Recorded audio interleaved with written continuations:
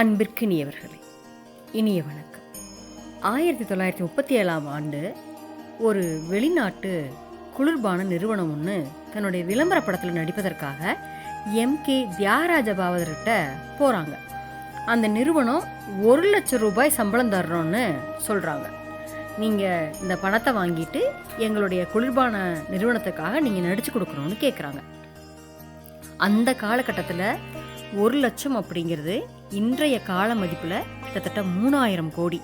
ஆனால் அந்த எம்கே தியாகராஜ பாகவதர் அந்த நிறுவனத்திட்ட ஒரு கேள்வி கேட்டார்.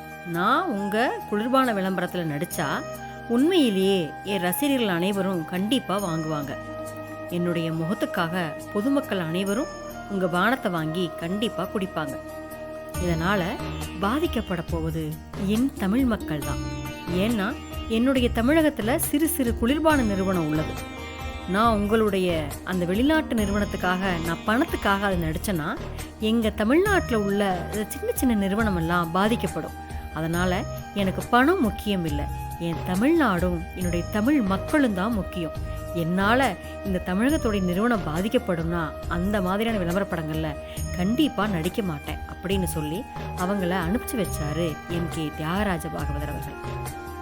ஆனால் இன்னைக்கு பணத்துக்காக எத்தனையோ அதிகாரம் பூசுகிறவங்க குளிர்பான விளம்பரம், இந்த ரம்மி விளையாட்டு, இந்த மாதிரி விளம்பரத்துலலாம் ரொம்ப ரொம்ப சுலபமாக நடிச்சுட்டு போயிடுறாங்க.